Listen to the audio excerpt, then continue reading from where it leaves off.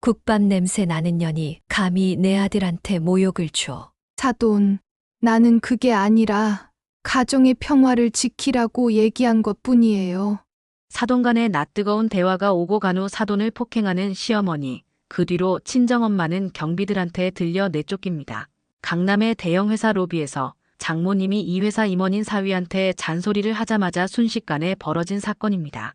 그렇게 대기업 집안한테 굴복하는 듯해 보이지만 그것은 끝이 아니라 복수의 시작이었습니다. 과연 이들에겐 무슨 일이 있었던 걸까요? 이야기 시작 전 구독과 좋아요 버튼 눌러주시면 앞으로 더 재밌는 이야기를 빠르게 확인할 수 있습니다. 그럼 지금 바로 시작하겠습니다.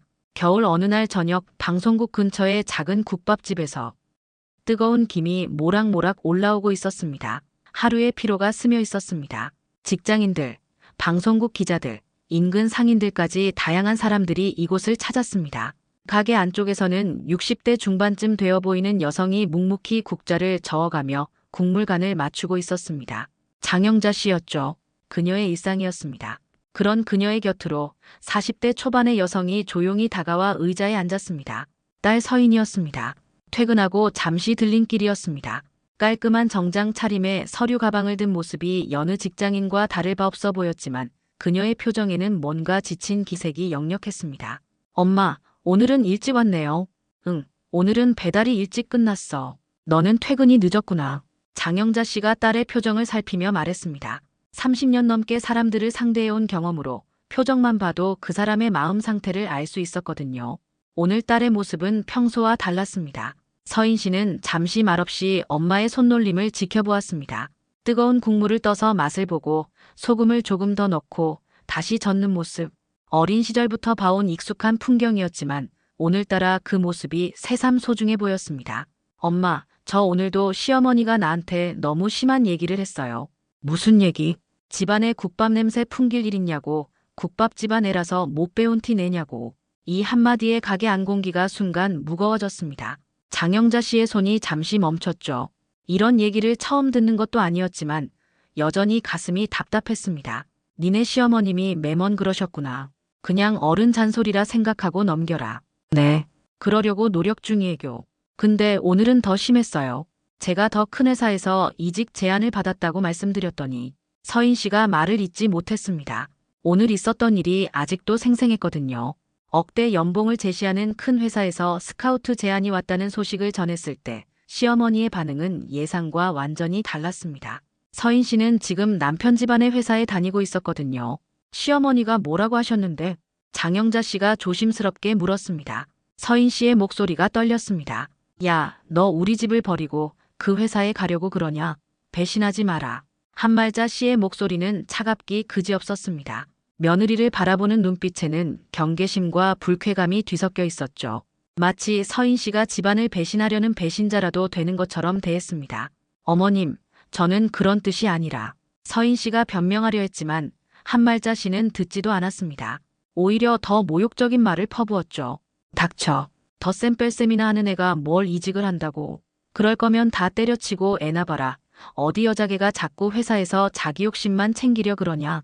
그 순간 서인 씨는 자신이 15년간 쌓아온 회계사로서의 커리어가 한순간에 덧셈 뺄셈으로 폄하되는 것을 느꼈습니다. 공인회계사 자격증을 따기 위해 밤을 새우며 공부했던 날들, 회사에서 인정받기 위해 노력했던 시간들이 모두 무의미해지는 것 같았죠. 서인아, 너 생각이 제일 중요하다. 시어머니가 뭐라 해도 엄마는 너가 맘대로 했으면 좋겠다. 시어머니 잔소리는 무시해라. 장영자 씨가 딸의 어깨를 토닥이며 말했습니다. 엄마는 괜찮으니까 너는 내가 하고 싶은 거래. 하지만 서인 씨는 고개를 젓더니 작은 목소리로 대답했습니다. 아니에요, 엄마. 저는 가정의 평화가 더 중요해요. 도윤이도 있고. 도윤이가 뭐. 그 아이도 엄마가 당당하게 사는 모습을 봐야지. 하지만 아이 앞에서 집안 어른들이 다투는 모습은 보여주고 싶지 않아요. 9살 아들 도윤이를 생각하니 마음이 더욱 무거워졌습니다. 부모의 갈등 때문에 상처받는 아이들을 너무 많이 봐왔기 때문입니다. 그때 가게 문이 열리며 배달 주문 전화가 울렸습니다.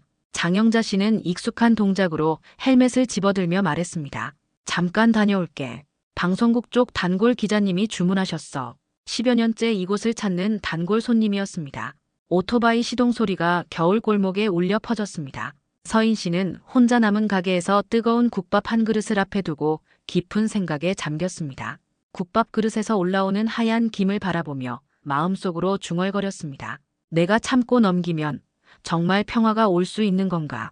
그 순간 서인 씨는 아직 몰랐습니다. 며칠 후면 자신의 삶이 송두리째 뒤바뀔 거라는 것을 말이죠. 그리고 그 평범한 국밥집의 냄새가 훗날 세상을 뒤흔들 진실의 상징이 될 거라는 것도요. 마음속 깊은 곳에서 무언가가 꿈틀거리는 것을 느꼈지만 그것이 무엇인지는 아직 정확히 알 수 없었습니다. 며칠이 지난 어느 새벽이었습니다. 장영자 씨는 평소처럼 오토바이에 배달통을 싣고 마지막 배달을 마치고 돌아오는 길이었죠.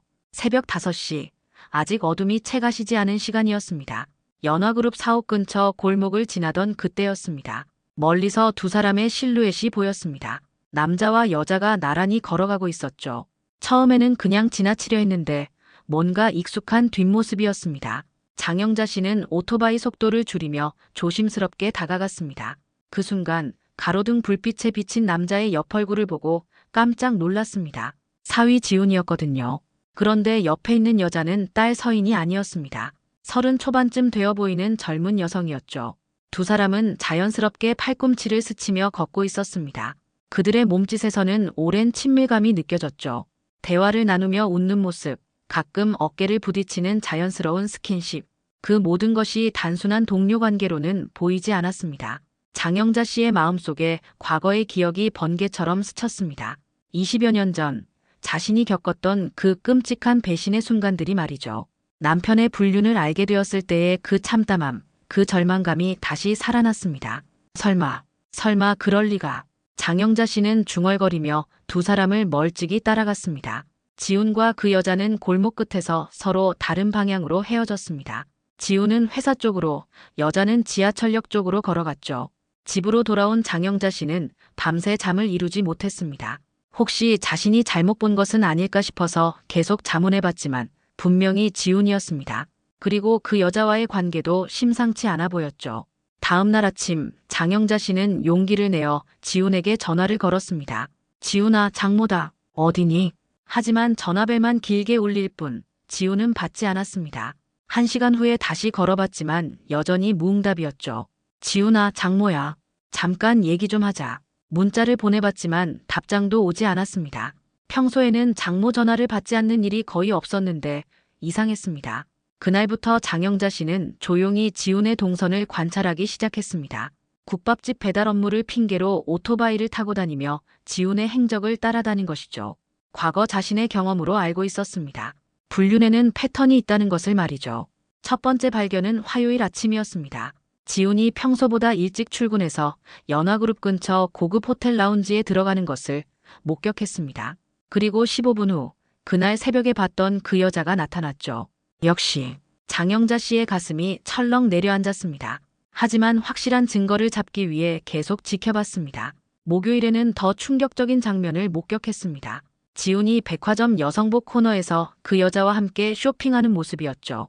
지훈이 직접 옷을 골라주고 여자는 그것을 입어보며 즐거워하는 모습.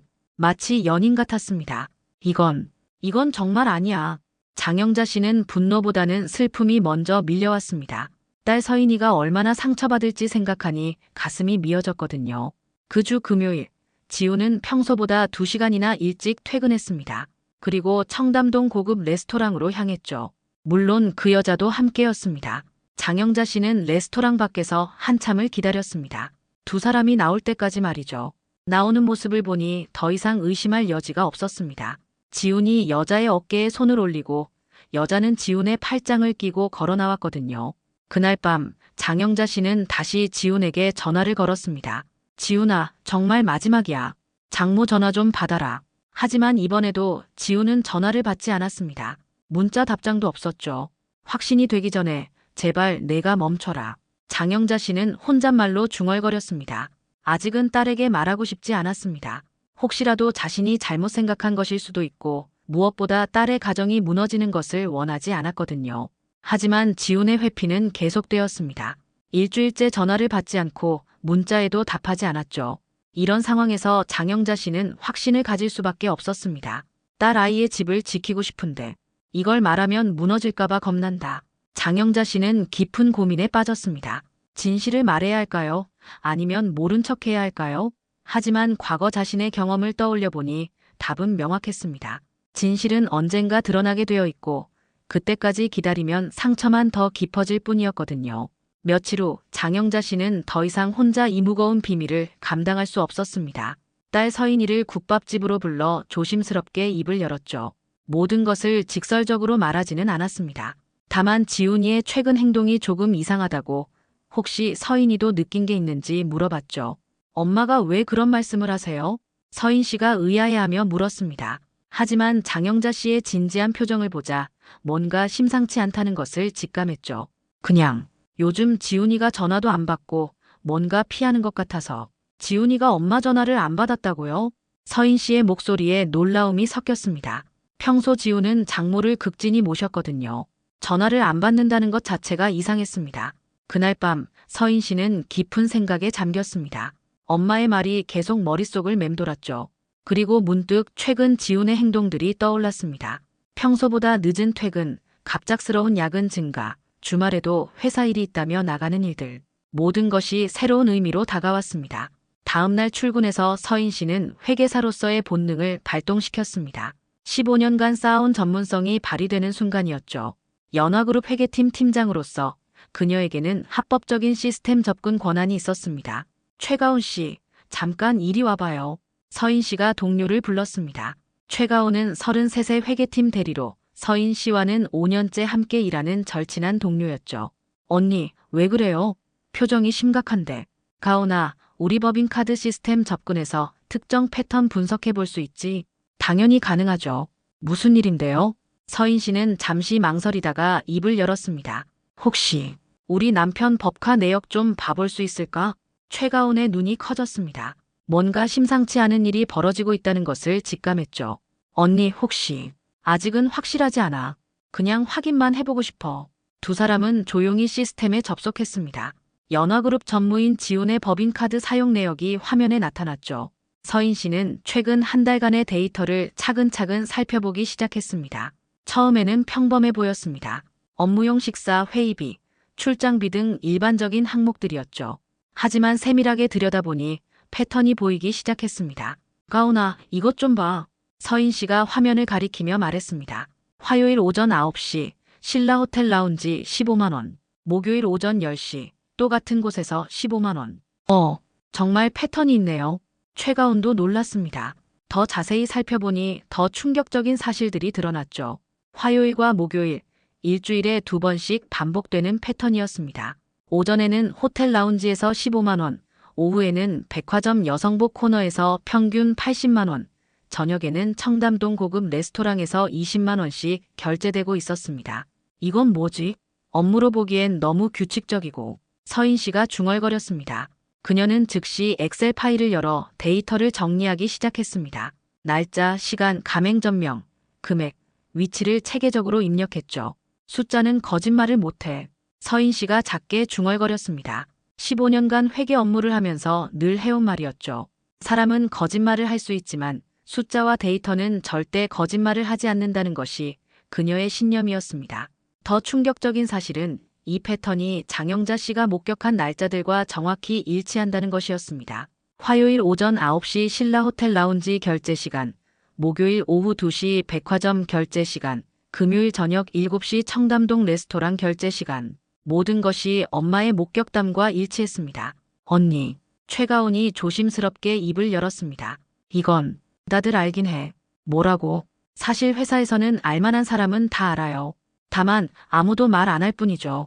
서인 씨의 심장이 쿵 내려앉았습니다. 자신만 모르고 있었던 것이었습니다. 누구와요?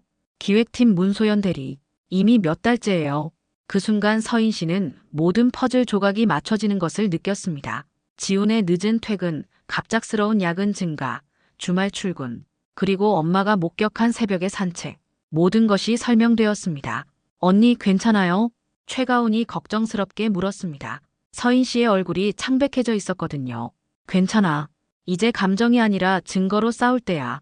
서인 씨의 목소리에는 분노보다는 차가운 결의가 담겨 있었습니다. 회계사로서의 냉철함이 발동된 것이죠. 그녀는 즉시 보안팀 배상민 과장에게 연락했습니다. 배상민은 31의 보안팀 직원으로 평소 서인 씨와 업무적으로 자주 협력하는 사이였습니다. 배 과장님, 잠깐 시간 되세요? 팀장님, 무슨 일이세요? 혹시 사옥 내 CCTV 영상이나 출입 기록 같은 것들 보존 기간이 어떻게 되죠? 배상민은 서인 씨의 진지한 표정을 보고 뭔가 중요한 일임을 직감했습니다. 일반적으로는 한 달인데 특별한 사안이 있으면 더 오래 보관할 수 있습니다.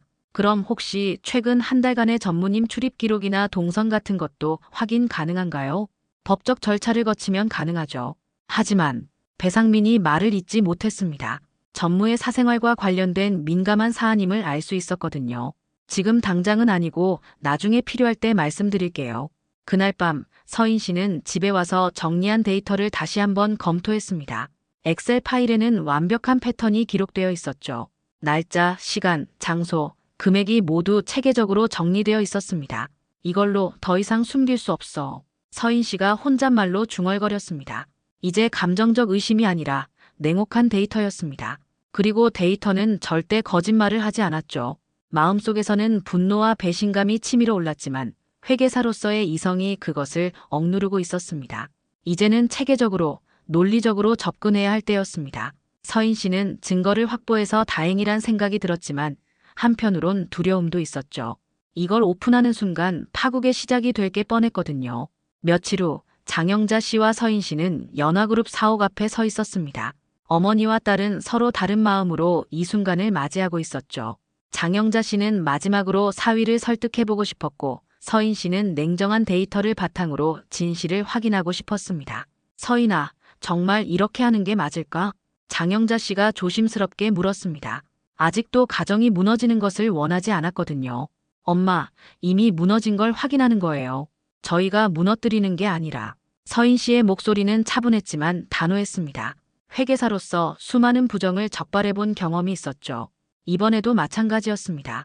연화그룹 사옥 1층 로비는 평소와 다름없이 바쁜 모습이었습니다. 직원들이 오가고 방문객들이 접수를 하고 경비원들이 순찰을 도는 일상적인 풍경이었죠.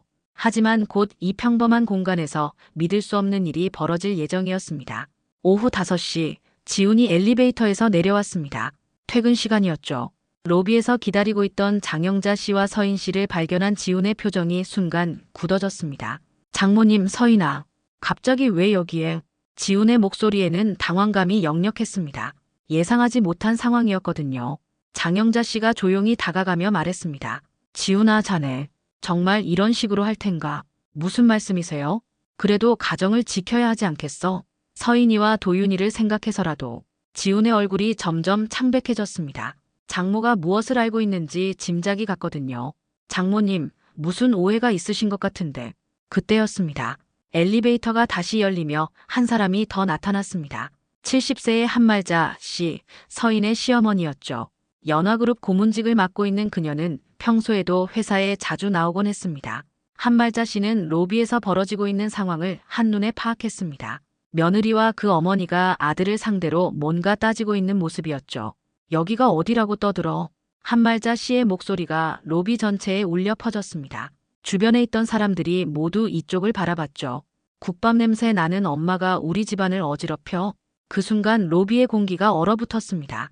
공개된 장소에서 이런 모욕적인 말을 들은 장영자 씨의 얼굴이 붉어졌지만 목소리는 떨리지 않았습니다. 어머님, 제발. 서인 씨가 시어머니를 말리려 했지만 한말자 씨는 더욱 격분했습니다. 제발은 무슨 제발이야. 국밥집 딸이 분수도 모르고. 주변에서 지켜보던 직원들과 방문객들이 수군거리기 시작했습니다. 연화그룹 고문이 공개적으로 이런 말을 하는 것은 전례가 없는 일이었거든요. 장영자 씨가 차분하게 말했습니다. 어머님, 저희는 그냥 가정을 지키려고. 웃기지 마. 내가 뭘 안다고 가정을 논해. 그 순간 믿을 수 없는 일이 벌어졌습니다. 한말자 씨가 갑자기 자신의 구두를 벗더니 장영자 씨의 이마를 향해 내리찍은 것이었습니다. 탁! 구두굽이 장영자 씨의 이마에 닿는 소리가 로비 전체에 울려 퍼졌습니다. 장영자 씨는 비틀거리며 뒤로 물러섰고 이마에서는 피가 흘러내렸죠. 엄마! 서인 씨가 달려가려 했지만 갑자기 나타난 경비원들이 그녀의 팔을 잡았습니다. 죄송합니다. 소란을 피워서는 안 됩니다. 소란이요? 지금 폭행이 일어났는데요.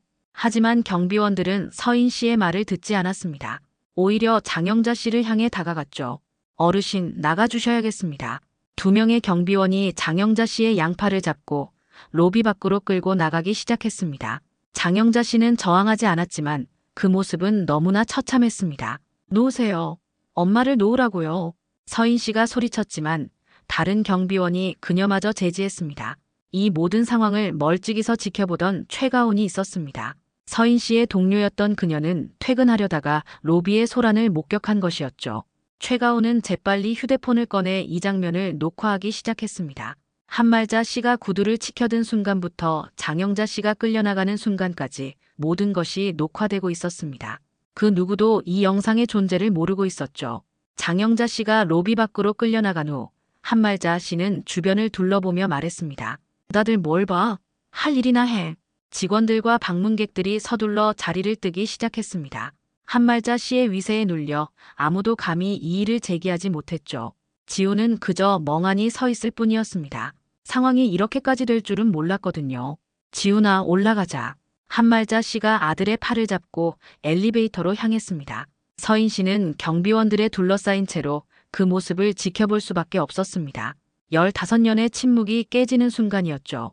이제 나도 깨졌다. 서인 씨가 작게 중얼거렸습니다. 더 이상 참을 이유도 참을 힘도 남아있지 않았습니다. 한편 보안팀의 배상민 과장은 보안실에서 CCTV 모니터를 통해 이 모든 상황을 지켜보고 있었습니다. 그는 즉시 상부에 보고를 올렸지만 돌아온 답변은 예상 가능한 것이었습니다. 영상은 보존하지 말고 이 일은 없던 일로 처리해. 배상민은 고민에 빠졌습니다. 회사의 지시를 따라야 할지 아니면 정의를 위해 증거를 보존해야 할지 말이죠. 그날 연화그룹 사옥 1층에서는 폭력과 은폐가 동시에 시작되었습니다. 하지만 그들이 모르는 것이 있었죠. 이 모든 것이 한 대의 휴대폰에 고스란히 기록되어 있다는 사실을 말입니다. 사옥에서 일어난 충격적인 사건 이후 장영자 씨는 이마에 반창고를 붙인 채 국밥집으로 돌아왔습니다. 거울을 보며 상처를 확인하던 그녀의 마음속에는 분노보다는 딸에 대한 걱정이 앞섰죠. 이대로 있으면 서인이가 더 큰 상처를 받을 것 같았습니다. 그날 저녁 장영자 씨는 10여 년간 국밥을 배달해주며 친해진 방송국 기자에게 조심스럽게 연락했습니다. 김 기자는 지역 방송국의 사회부 기자로 평소 장영자 씨의 국밥을 무척 좋아했던 단골 손님이었죠. 기자님, 죄송한데 잠깐 시간 되세요? 사장님, 무슨 일이세요? 목소리가 심각한데. 장영자 씨는 망설이다가 입을 열었습니다. 연화그룹 전무에 불륜 증거가 있어요.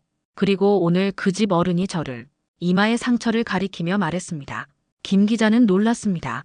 연화그룹은 지역의 대기업이었고 전무의 스캔들이라면 충분히 뉴스가 될 만한 사안이었거든요. 사장님, 정말 확실한 증거가 있으세요? 네, 제가 직접 본 것도 있고 딸이 회계 자료로 확인한 것도 있어요. 김 기자는 흥미를 보였습니다. 며칠 후 작은 기사 하나가 지역 뉴스에 나갔습니다. 하지만 그 기사는 매우 조심스럽게 작성되었죠. 구체적인 내용보다는 연화그룹 임원 관련 의혹 제기 정도의 수준이었습니다. 하지만 기사가 나간 지 불과 2시간 만에 모든 것이 바뀌었습니다. 연화그룹 홍보팀이 조직적으로 움직이기 시작한 것이었죠. 방송국 편집장에게 전화가 걸려왔습니다. 연화그룹 홍보이사의 전화였죠. 편집장님, 오늘 저희 회사 관련 기사가 나갔는데요. 사실 확인이 전혀 안 된 내용이라서요. 그렇습니까? 기자가 취재를 통해 저희가 확인해 본 결과 완전히 거짓 정보입니다. 자칫 명예훼손 소송까지 갈 수 있는 사안이에요. 편집장은 당황했습니다. 연화그룹은 방송국의 주요 광고주 중 하나였거든요. 자칫 관계가 틀어지면 방송국 운영에도 타격이 클 것이었습니다. 결국 그 기사는 다음 날 조용히 삭제되었습니다. 그리고 김 기자에게는 상부에서 지시가 내려왔죠. 김 기자가 장영자 씨에게 짧은 문자를 보냈습니다. 사장님, 죄송합니다. 이제 연락하지 마세요. 장영자 씨는 그 문자를 받고 허탈했습니다. 진실을 알리려 했지만 거대한 벽에 막힌 기분이었죠. 한편 서인 씨는 집에서 지옥 같은 시간을 보내고 있었습니다.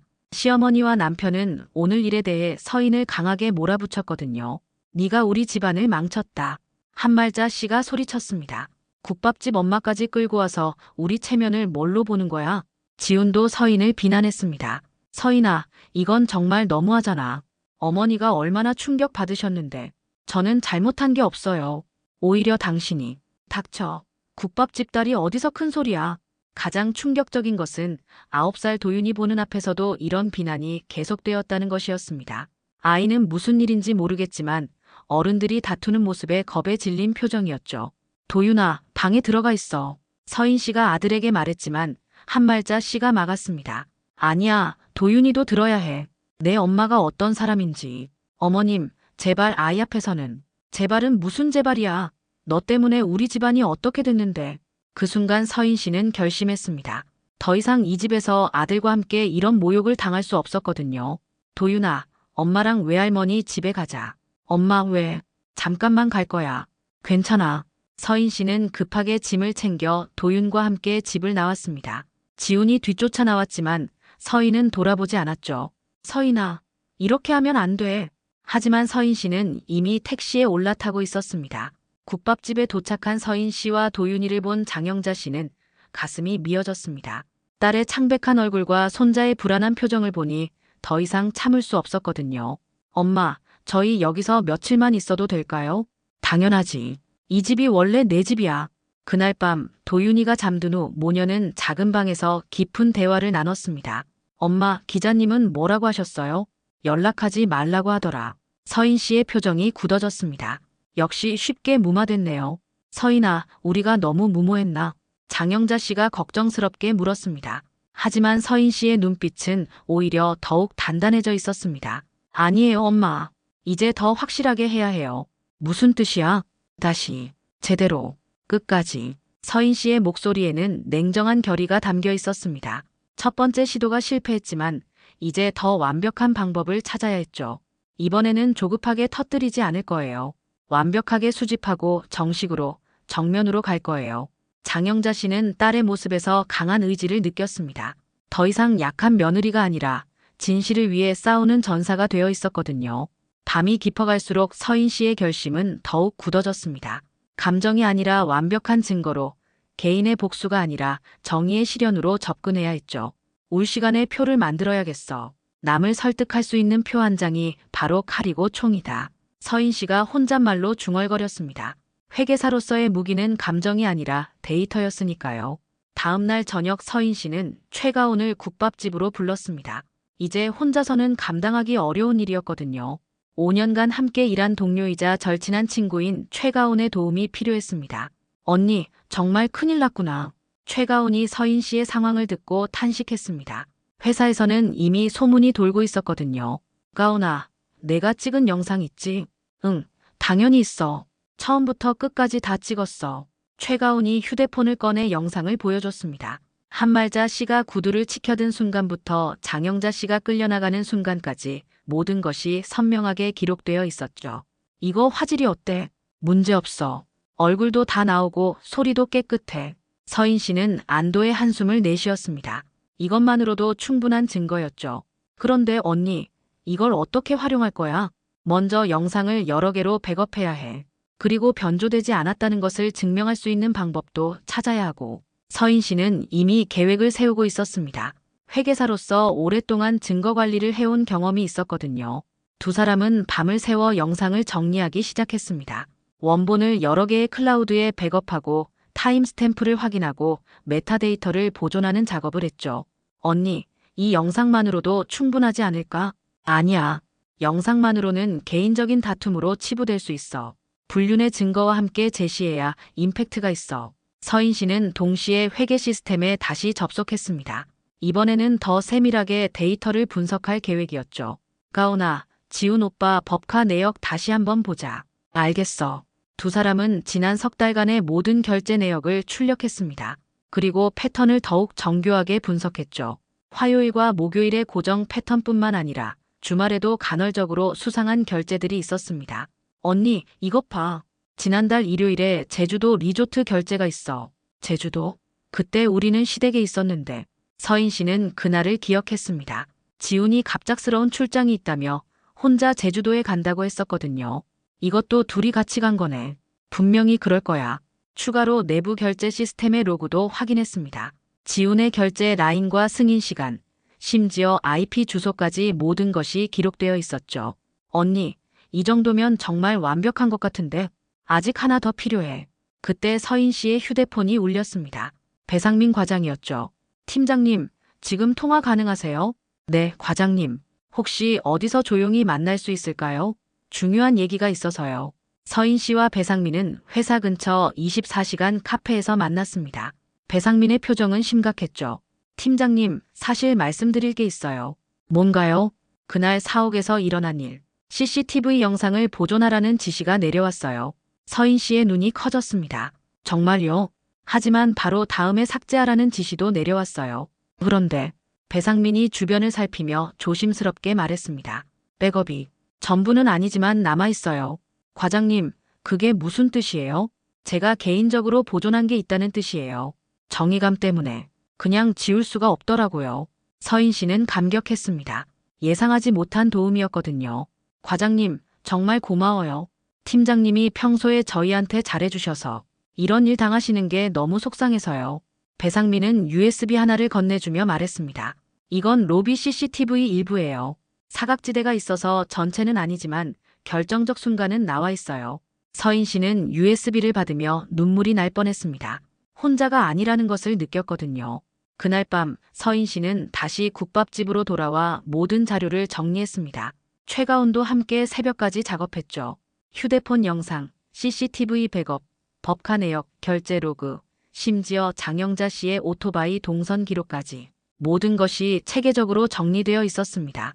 언니, 이제 정말 완벽한 것 같아. 맞아. 이제는 변명할 수 없어. 서인 씨는 마지막으로 새벽 시간을 이용해 회사에 들어갔습니다. 야간 근무가 가능한 회계팀 팀장 권한을 이용해서였죠. 사무실에서 서인 씨는 추가 증빙 문서들을 출력하고 암호화 백업을 만들었습니다. 모든 파일에는 디지털 서명을 넣어 변조를 방지했죠. 마지막으로 서인 씨는 모든 자료를 하나의 폴더에 정리하며 파일명을 입력했습니다. 가정 지키기 최종. 이 파일명에는 깊은 의미가 담겨 있었습니다. 가정을 파괴하는 것이 아니라 진짜 가정을 지키는 것이라는 의미였죠. 두려움이 없진 않다. 하지만 사실이 있으니 간다. 서인 씨가 혼잣말로 중얼거렸습니다. 이제 남은 것은 언제 어떻게 공개할지 타이밍을 정하는 것뿐이었습니다. 새벽 5시, 서인 씨는 국밥집으로 돌아왔습니다. 장영자 씨는 이미 일어나 국물을 끓이고 있었죠. 엄마, 이제 준비됐어요. 정말? 네, 이젠 시간의 문제예요. 장영자 씨는 딸의 모습에서 강한 의지를 느꼈습니다. 더 이상 당하기만 하는 며느리가 아니라 진실을 위해 싸우는 전사가 되어 있었거든요. 내 딸이 이렇게 단단했구나. 장영자 씨가 자랑스러운 마음으로 중얼거렸습니다. 도윤이가 아직 자고 있는 작은 방을 바라보며 서인 씨는 마지막으로 다짐했습니다. 아들이 당당한 엄마의 모습을 기억할 수 있도록 진실을 밝혀내겠다고 말이죠. 이제 모든 준비가 끝났습니다. 이틀 후 서인 씨는 마침내 결심을 굳혔습니다. 모든 증거가 완벽하게 준비된 상황에서 이제는 타이밍이 중요했죠. 중앙방송사의 제보 채널을 선택했습니다. 지역 방송국에서는 이미 무마당했던 경험이 있었기 때문에 이번에는 더 큰 곳으로 가기로 한 것이었습니다. 제보 패키지는 체계적으로 구성되어 있었습니다. 법인카드 사용 내역을 정리한 엑셀 파일, 최가온이 촬영한 휴대폰 영상, 배상민이 제공한 CCTV 백업, 그리고 장영자 씨의 목격 증언까지 각각의 증거들이 서로를 뒷받침하며 완벽한 스토리를 만들어내고 있었죠. 서인 씨가 온라인 제보 시스템에 파일들을 업로드하면서 제목을 입력했습니다.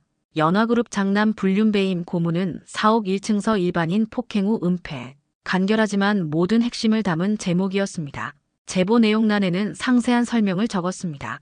시간 순으로 정리된 사건의 전말, 각 증거물의 설명, 그리고 연화그룹이 조직적으로 은폐를 시도했다는 내용까지. 회계사답게 논리적이고 체계적인 글이었죠. 방송사 탐사 보도팀의 반응은 즉각적이었습니다. 제보를 받은 기자는 자료들을 검토하며 놀라움을 감추지 못했죠.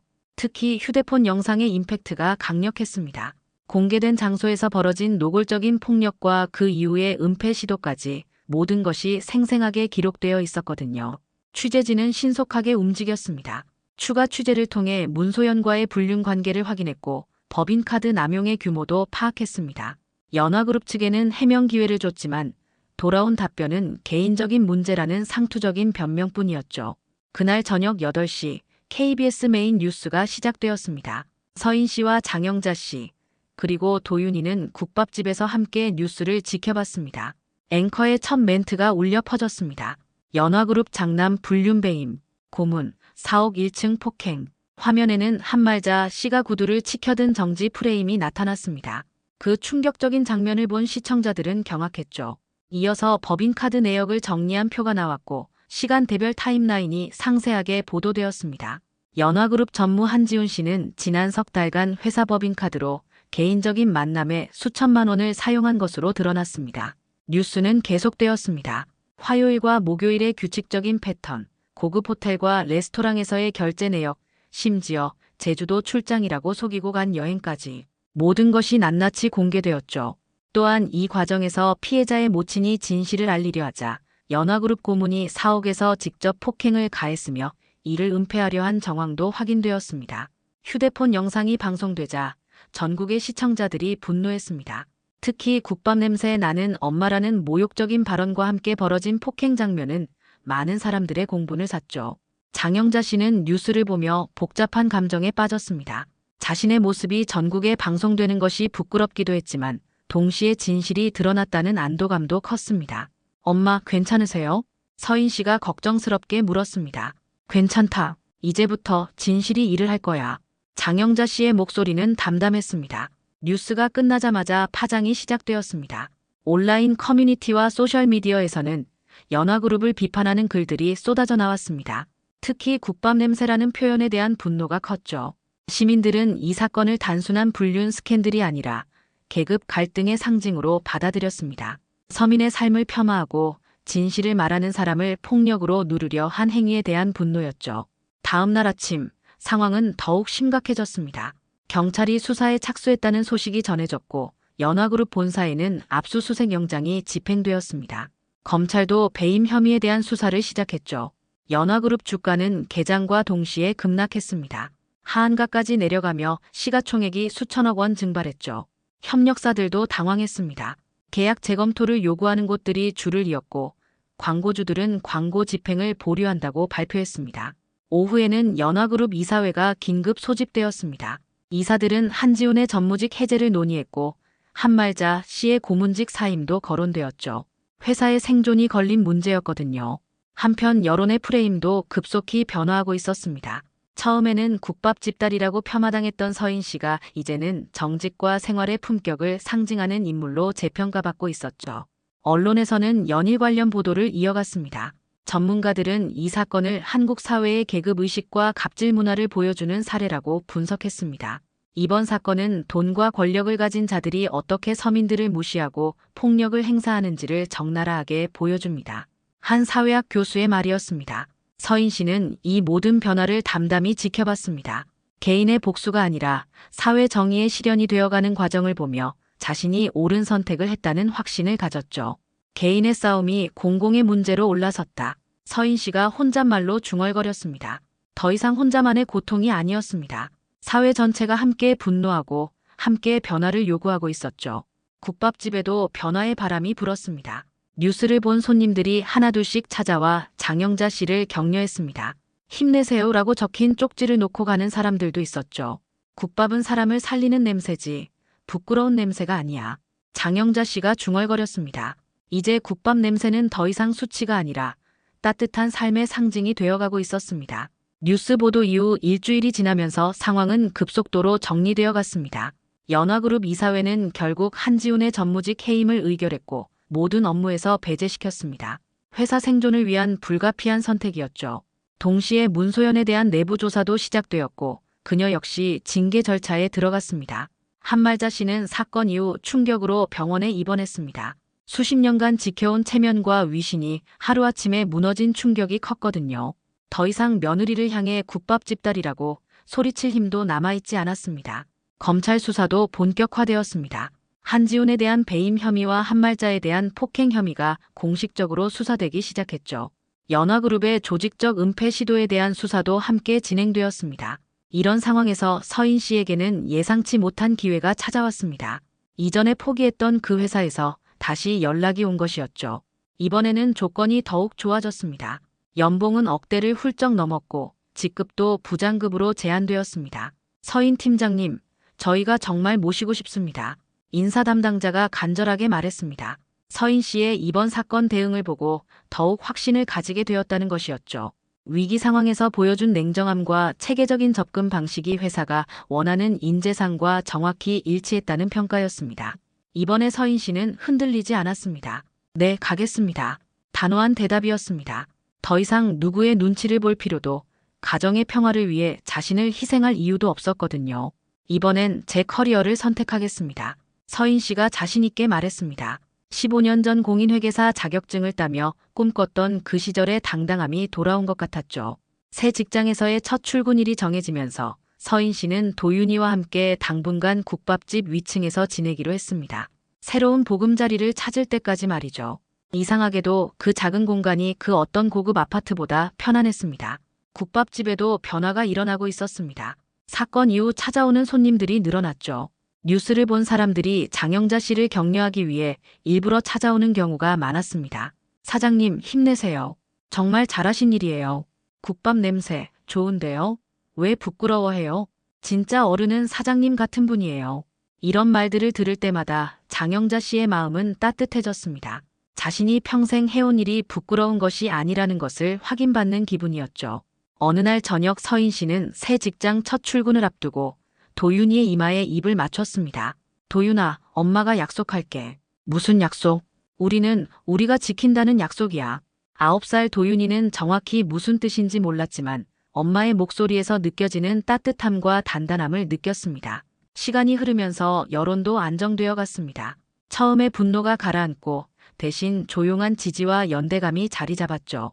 국밥집 딸이라는 말은 이제 더 이상 모욕이 아니라 정직하고 성실한 삶을 상징하는 표현으로 바뀌어 있었습니다. 지역 언론에서는 국밥은 사람을 살린다는 제목의 기사를 냈습니다. 장영자 씨의 국밥집이 지역민들에게 어떤 의미인지, 그리고 진정한 품격이란 무엇인지를 다룬 깊이 있는 기사였죠. 국밥은 오늘도 끓는다. 우리도 그렇게 산다. 장영자 씨가 중얼거렸습니다. 매일 새벽부터 저녁까지 정성스럽게 국물을 끓이고 손님들을 맞이하는 평범한 일상. 그것이야말로 진짜 품격이라는 것을 이제 모든 사람들이 알고 있었습니다. 한 달 후 서인 씨의 새 직장 생활이 궤도에 올랐습니다. 동료들은 그녀를 존경의 눈빛으로 바라봤고 상사들은 그녀의 전문성을 높이 평가했습니다. 더 이상 덧셈 뺄셈이나 하는 애가 아니라 데이터로 진실을 밝혀내는 전문가로 인정받고 있었죠. 도윤이도 새 학교에 잘 적응했습니다. 아이는 엄마가 정의를 위해 싸웠다는 것을 조금씩 이해하기 시작했고 그런 엄마를 자랑스러워했습니다. 엄마, 오늘은 소고기 국밥이야? 도윤이가 국밥집에 들어서며 외할머니에게 물었습니다. 그럼 도윤이 좋아하는 소고기 국밥이지. 장영자 씨가 웃으며 대답했습니다. 손자와 딸이 곁에 있는 이 평범한 일상이 그 어떤 고급스러운 살보다 소중했습니다. 저녁 시간, 세 가족이 함께 국밥을 먹으며 하루를 마무리했습니다. 뜨거운 국물에서 올라오는 김을 바라보며 서인 씨는 생각했습니다. 피해자가 아니라 서사와 증거의 주인공으로 선 느림. 자신이 당한 것만을 한탄하지 않고 직접 나서서 진실을 밝혀낸 것에 대한 뿌듯함이었죠.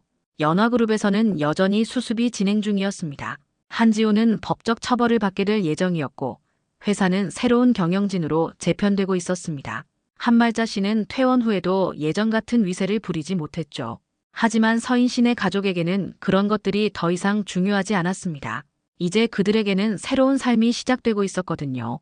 사옥 1층에서 울렸던 그 탁 소리는 끝났고 이제는 국밥이 끓는 소리가 더 크게 들렸습니다. 매일 아침 새롭게 시작되는 정직한 삶의 소리였죠. 살림과 일의 손맛처럼 정의도 시간을 들여 지키는 것. 장영자 씨의 이 말처럼 진정한 승리는 화려한 복수가 아니라 조용하고 꾸준한 일상 속에서 찾아오는 것이었습니다. 우린 냄새가 아니라 온도로 기억될 거야. 서인 씨가 혼잣말로 중얼거렸습니다. 국밥의 따뜻한 온도처럼 그들의 삶도 따뜻하고 든든한 온도로 기억될 것이었습니다. 국밥집의 네온 사인이 겨울밤을 밝히며 오늘도 누군가의 배고픔과 외로움을 달래고 있었습니다. 그리고 그 따뜻한 빛 아래에서 세 사람의 새로운 삶이 조용히 시작되고 있었습니다. 진실은 결국 밝혀지고 정의는 승리합니다. 때로는 작은 국밥집의 따뜻한 온기가 거대한 권력보다 더 강할 수 있죠. 오늘 이야기가 마음에 드셨다면 좋아요와 구독 부탁드립니다. 여러분의 관심이 더 많은 감동적인 이야기를 전해드릴 수 있는 힘이 됩니다. 다음에도 더욱 흥미진진한 사연으로 찾아뵙겠습니다. 감사합니다.